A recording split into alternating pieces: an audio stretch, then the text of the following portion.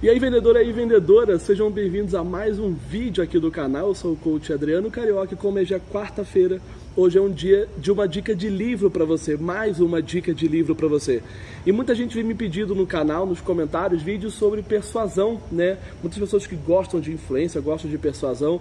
Então, o que seria melhor para uma avaliação de livro, para uma dica de livro, do que um dos melhores livros sobre persuasão que existe, que é o livro As Armas da Persuasão, né, do Dr. Robert Cialdini. Então, no vídeo de hoje, vamos destrinchar um pouquinho aí o que diz no livro As Armas da Persuasão e como você pode aplicar isso no teu processo de venda. Vamos lá, Gabriel, solta a vinheta aí e eu já volto com outra dica de livro de venda para você. Vamos lá, vendedor, vamos lá, vendedora. Vamos conhecer um pouquinho sobre o livro As Armas da Persuasão? Esse livro é um dos melhores livros que existe sobre influência, sobre persuasão humana. Aliás, não é o único livro do Dr. Robert Cialdini. O Dr. Robert Cialdini tem outros livros que falam sobre influência, que falam sobre persuasão humana. Mas esse livro eu acho ele bem prático, porque esse livro ele resume um estudo que o Dr. Robert Cialdini fez e ele compilou esse estudo, ele criou 6 princípios que ele chama dos 6 princípios da persuasão. E nesse livro ele vai destrinchando um pouquinho de cada um desses 6 princípios. Então é um livro muito bacana, muito prático, ele dá exemplos, ele dá estudos de caso, ele compartilha cases reais de alunos dele que aplicaram esses princípios, ele ensina como você se defender de cada um dos 6 princípios, caso seja aplicado com você, é muito bacana. E assim, é um livro essencial se você trabalha no ramo de vendas ou se o que você faz, o que você trabalha de alguma forma tem que se envolver em persuasão e influência humana, ok? Bom, a primeira coisa que aborda no livro, que eu acho muito bacana, ele fala sobre os atalhos mentais, né? E sobre alguns padrões primitivos que os animais e que os seres humanos têm, que acabam influenciando na forma como nós somos persuadidos e na nossa forma de ver a vida. Aliás, eu até gravei um vídeo sobre isso, porque eu acho que uma das grandes lições que ele fala nesse começo do vídeo é sobre o começo do vídeo não, ó, no começo do livro. Ele fala sobre o princípio do contraste. Eu já gravei um vídeo sobre isso, né? Deve estar passando um cardzinho aí em cima sobre como que o contraste funciona. E caso você não tenha visto esse vídeo ainda, eu vou pincelar bem rápido para você, porque tem um vídeo completo sobre isso. Mas o contraste, o que o contraste faz na mente humana? A mente humana ela é baseada em reconhecer padrões e repetir padrões. E o contraste nos ajuda muito a efetivar uma venda ou a persuadir uma pessoa, ok? Eu vou dar um exemplo que ele usa até no livro, ele fala sobre uma companhia aérea que acaba tendo um problema de overbooking, né? Overbooking é quando uma companhia aérea vende mais assentos do que comporta no avião. Trágico, mas acontece. O que é mais trágico é que acontece. E ele conta o caso de um funcionário que tem que dar essa notícia para os passageiros, que teve um overbooking. E provavelmente esse funcionário não conhecia o princípio do contraste. Se conhecesse, ele teria usado o correto desde o começo. E ele dá o exemplo do funcionário usando errado o princípio do contraste e depois como seria o certo. Como seria o errado? E de fato isso aconteceu. O funcionário chega para os passageiros no saguão do aeroporto e fala assim: pessoal, teve um overbooking no voo, mas a companhia aérea vai pagar para vocês um valor para vocês trocarem de voo. E a companhia aérea vai pagar para vocês 10 mil reais. Aí todo mundo assusta, ele fala: não, gente, brincadeira. A gente vai oferecer para vocês 100 reais para vocês trocarem de voo. E olha como foi trágico o exemplo, quer dizer, trágico a estratégia do funcionário. Porque quando ele fala 10 mil reais, o que ele faz é ancorar um preço, ancorar um benefício na mente dos passageiros. Quando ele oferece 100 reais, percebe que é uma discrepância muito grande, porque o primeiro impacto foi 10 mil reais. Quando ele oferece os 100, os passageiros, eles passam a comparar os 100 reais não mais com zero, que é o que eles têm hoje na mão. Eles comparam os 100 reais com 10 mil reais, que é o que ele fez a brincadeira. E esse princípio do contraste faz com que ninguém aceite aquele benefício. Só para você ter uma ideia, e esse é um caso real, no livro conta, ele teve que oferecer 10 vezes o valor inicial para convencer os passageiros a trocarem de voo. Isso por causa do princípio do contraste. Como que ele poderia ter aplicado isso corretamente? Ele poderia ter dito assim: pessoal, vamos oferecer um dinheiro para vocês trocarem de voo e a gente vai oferecer uma fortuna de 10 reais. Aí todo mundo para, ele fala: não, gente, brincadeira, a gente vai oferecer para vocês 100 reais. Ah, agora mudou. Por quê? Porque eu passo a comparar os 100 reais com os primeiros 10 reais oferecidos, ao invés de comparar os 100 reais com os 10 mil que me assustou no começo. Pô, 10 mil eu troco até de vida, né? Dependendo da situação financeira que a pessoa esteja. O Brasil não tá uma coisa muito ruim, não, muito boa, não. Mas, voltando um pouquinho, o princípio do contraste, ele faz o cérebro ancorar a sua percepção, ele identifica um padrão, ele ancora, ele cria uma âncora, né? Uma âncora, quando ela finca no fundo do mar, ela trava o navio, ali a embarcação. Ele cria uma âncora naquilo que foi dito e ele compara tudo com aquilo. Esse é o princípio do contraste. Como que você pode utilizar isso na sua venda? Sabe quando o cliente pergunta para você quanto vai custar na hora errada? Você está na qualificação e ele pergunta quanto vai custar. E aí você não quer falar o preço naquela hora porque ali pode surgir uma objeção. Aproveita para usar o princípio do contraste, ancora um preço. Vamos supor que você tem uma ideia de que pode custar uns R$2.000. Mas você não quer falar para o cliente naquela hora o preço do teu projeto, do teu serviço, do teu produto. Aí você brinca. Você vira para ele e fala assim, vamos supor, estou negociando com o Rodrigo. Aí o Rodrigo pergunta o preço. Estou aqui com o Rodrigo. O Rodrigo fala assim, quanto custa? Eu falo assim, Rodrigo, fica tranquilo, qualquer R$20.000 paga.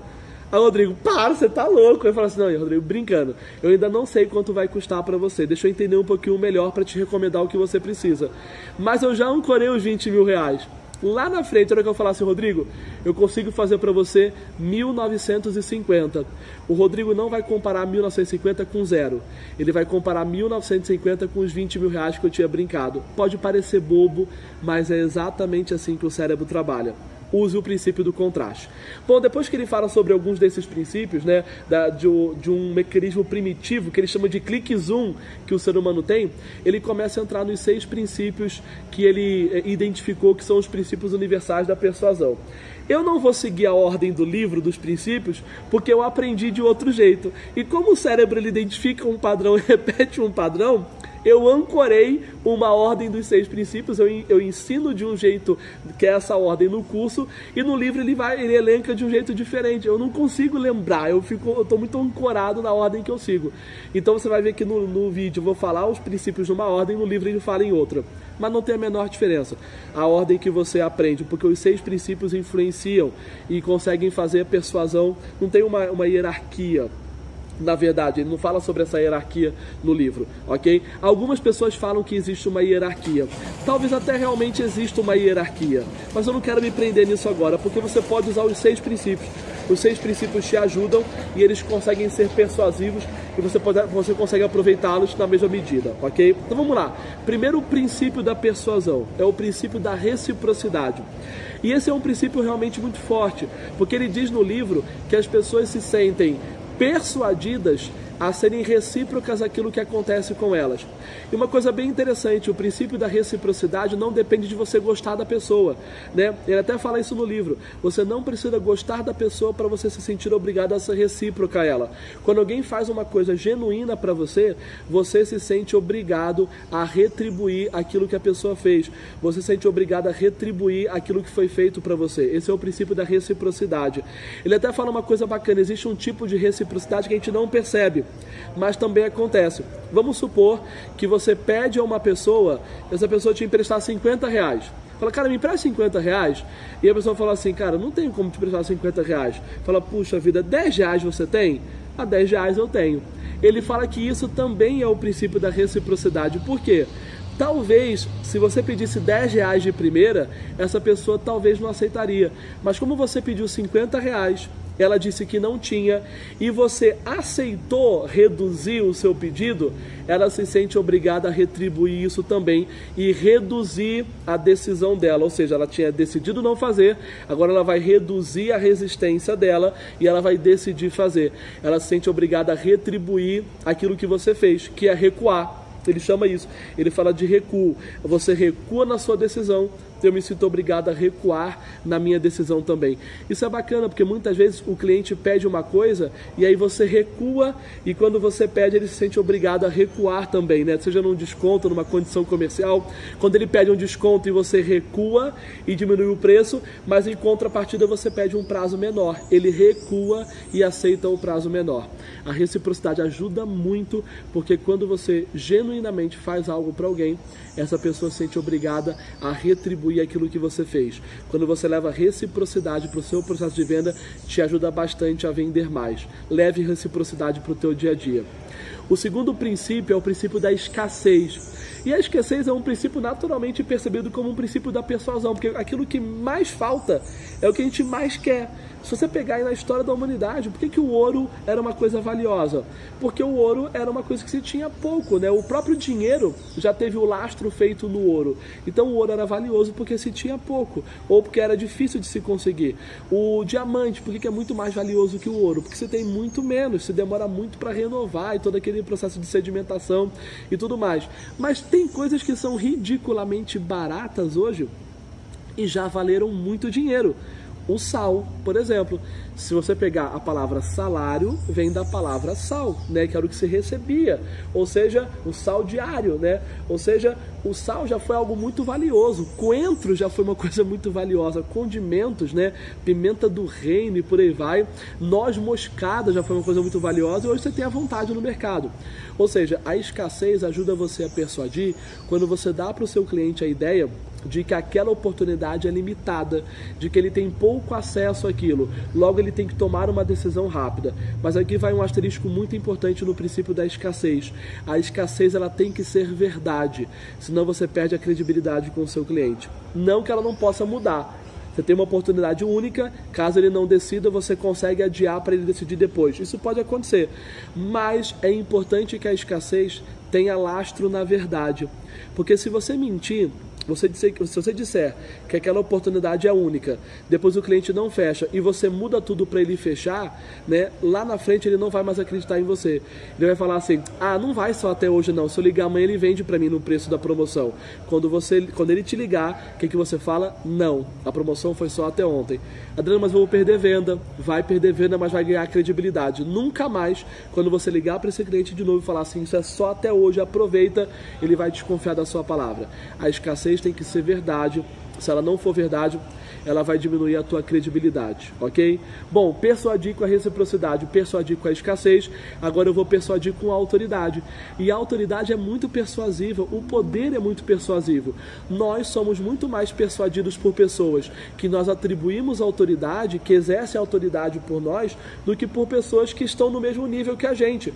Quando uma pessoa é um par seu, né, na empresa ou na vida, ela está no mesmo nível que você, dificilmente ela vai te persuadir tanto assim, quanto se você comparar com alguém que você acredita que está acima de você, porque você atribui a essa pessoa mais autoridade. Bom, como que você faz para usar autoridade? Existem 4 formas de você gerar autoridade. Eu também já gravei um vídeo sobre isso, sobre autoridade. Coloca aí, Gabriel, um cardzinho do vídeo sobre as 4 formas de você persuadir com autoridade.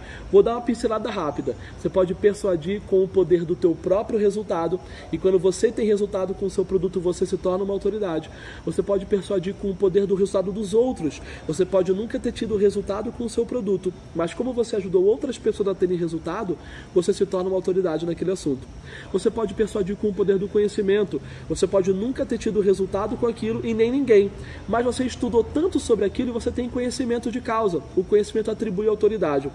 Não é à toa que você faz faculdade com muitos professores que não atuam no mercado de trabalho, mas eles são autoridades para você, porque eles dedicaram a vida estudando sobre aquilo e você está disposto a pagar pelo tempo que eles têm. Por exemplo, eu não sei se o Dr. Robert Cialdini já aplicou persuasão para vender, por exemplo, mas ele se tornou uma autoridade porque ele dedicou anos e anos para se formar, se tornar PhD e ter um conhecimento de persuasão. Então, para a gente, ele se tornou uma autoridade. E a última forma é o poder da influência. Se você não tem resultado, nunca ajudou ninguém a ter resultado, não tem um conhecimento específico, é importante que você seja uma pessoa influente ou traga alguém influente. Não é à toa que grandes marcas trazem atores famosos, pessoas de credibilidade na sociedade, nem sempre, mas trazem pessoas famosas para poder representar suas marcas. Então, terceiro princípio da persuasão, o princípio da autoridade. Seja uma autoridade para o seu cliente, que ele vai reconhecer em você essa autoridade e você vai persuadi-lo. E uma das coisas bacanas para isso é o padrão de fala do especialista. Eu tenho 2 vídeos sobre isso, sobre o padrão de fala do especialista. Deve estar passando aí em cima. Um fala sobre como você se tornar especialista e outro como isso se aplica na prospecção. Não só especialista, mas como assertividade e entusiasmo também. São vídeos referências para você ter sobre como gerar autoridade até na prospecção de vendas. Bom, passado a prospecção, princípio do compromisso. Além de reciprocidade, além de escassez, além de autoridade, ele fala do princípio do compromisso. Eu adoro esse princípio, porque o princípio do compromisso diz o seguinte: para uma pessoa tomar uma decisão grande e assumir um grande compromisso, a melhor maneira é você fazer ela assumir pequeninos compromissos. Quanto mais pequenos compromissos ela assumir, maior a chance dela assumir grandes compromissos. No marketing digital, isso é muito comum. Você vende para o teu cliente, por exemplo, um e-book por, sei lá, R$7, ele compra. Depois você vende um curso inicial por, sei lá, R$90, ele compra. Aí você vende um curso um pouco melhor por R$300, ele compra. Daqui a pouco ele está comprando um curso teu de 3 mil, uma mentoria de 10 mil. Por quê? Se tu tentasse vender a mentoria inicial por 10 mil, talvez ele falasse, cara, é muito dinheiro para arriscar com essa pessoa. Mas como ele comprou um de 7, depois ficou mais fácil comprar o de 90, aí ficou mais fácil comprar o de 300, aí ficou mais fácil comprar o de 1000. Então esses pequenos compromissos vai levando a pessoa a assumir grandes compromissos. Quando você liga para poder marcar uma visita, ela aceita te receber, é um pequeno compromisso. Na visita, na qualificação, ela aceita te receber para uma apresentação, é outro pequeno compromisso. Na apresentação, ela aceita trazer o sócio, é outro pequeno compromisso. Quanto mais pequenos compromissos, melhor. Outro exemplo é o casamento. Se tu encontrar alguém no meio da rua e pedir essa pessoa em casamento, talvez ela não case com você. Mas um dia tu encontra ela numa festa. Ao encontrar ela com ela numa festa, ela aceita sair com você para jantar, depois pegar um cinema, depois um sorvetinho, depois vocês ficam, dão um primeiro beijo, um segundo beijo, depois faz tudo o resto, depois começa a namorar, começa a noivar, até que um dia vocês casam. Isso passou um tempo e ela foi assumindo pequenos compromissos. Na verdade, ela passa a cobrar você desse grande compromisso. Ou seja, para fazer o teu cliente assumir um compromisso grande, faça ele assumir pequenos compromissos. Outra coisa, ele também chama esse princípio que é o princípio da consistência. Uma vez que a pessoa assume o compromisso, ela tem que ser consistente com o compromisso assumido. Ela procura ser consistente. Nossa, tá passando um helicóptero aqui. Até em Taubaté, passa helicóptero em Criciúma, passa helicóptero em Taubaté. No aeroporto os aviões colam do nada, atrapalham o vídeo. Pronto, já passou. Já passou o helicóptero, vamos voltar aí. Bom, o que é o princípio da consistência? Uma vez que a pessoa assume o compromisso, ela se sente obrigada a ser consistente com aquele compromisso assumido. Então vou te dar um exemplo de uma estratégia que nós usamos. Quando a gente fecha uma venda, tem que gerar um contrato. Até gerar esse contrato vai um tempo, vai que essa pessoa desiste. Então na hora que ela fecha a venda, a gente faz ela assinar um aceite comercial. Isso puxa o compromisso dela. Então peça um e-mail de confirmação, faça alguma coisa que o cliente tem que se comprometer. Porque uma vez que ele se compromete, ele tem que ser consistente com o compromisso assumido, ok? Bom, falamos de reciprocidade, falamos de escassez, falamos de autoridade, falamos de compromisso. Vamos falar agora do princípio da prova social. O que é o princípio da prova social?